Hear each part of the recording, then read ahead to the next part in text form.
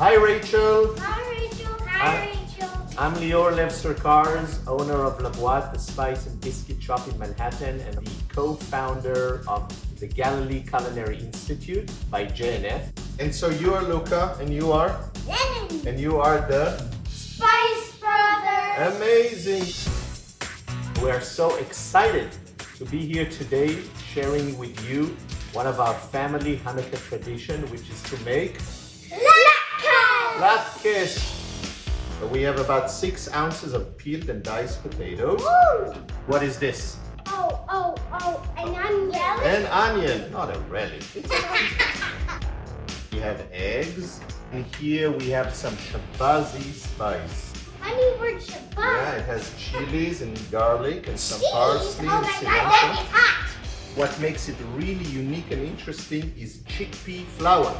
So, let's get cooking.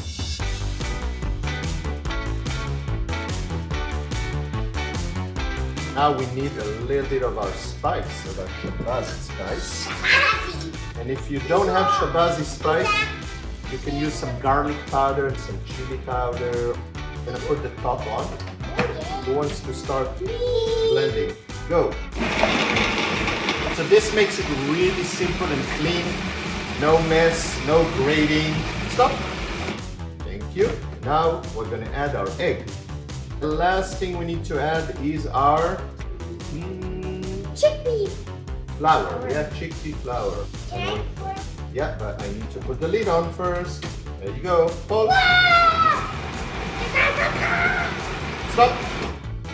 We have our beautiful Latkes batter that we're gonna pour. So do you like Hanukkah? Yeah. What do you like to do in Hanukkah? Get the present. Oh yeah. Okay, so our oil is ready. Pay attention when you put it in so it doesn't splatter.